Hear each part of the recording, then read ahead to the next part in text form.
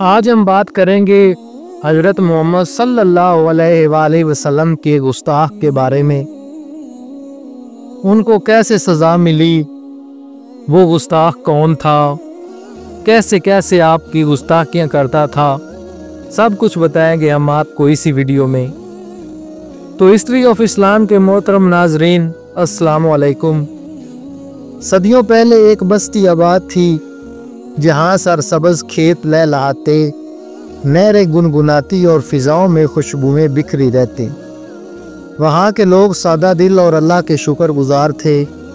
ان کی زبانوں پر اکثر درود و سلام کے نغمے مچلتے رہتے، مگر افسوس شیطان نے ان میں سے ایک شخص کے دل میں بغض اور نفرت کے بیج بو دیے۔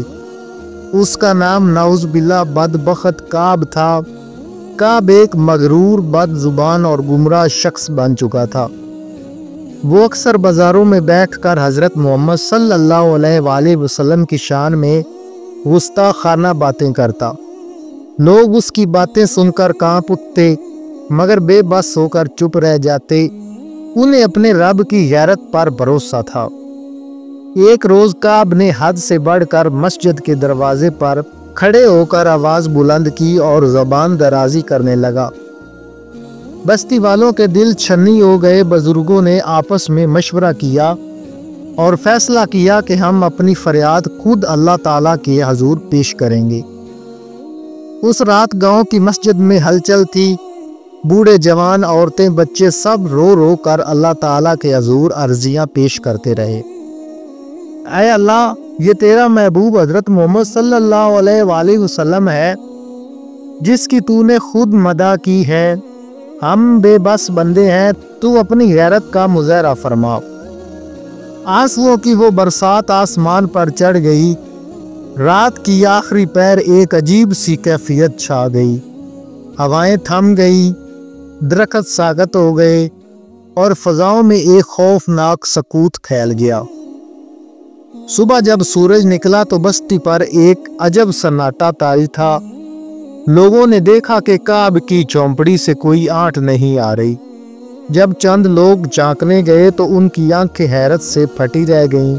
کعب اپنے بستر پر مردہ پڑا تھا۔ چہرہ کالے کوئلے کی طرح سیاہ ہو چکا تھا۔ آنکھیں خوف اور دہشت سے باہر نکلی ہوئی تھیں اور جسم اکڑا ہوا تھا۔ لوگوں نے خوف سے پیچھے ہٹتے ہوئے ایک دوسرے کو دیکھا۔ کسی میں بھی اتنی ہمت نہ تھی کہ اس کے جنازے کو ہاتھ لگائے۔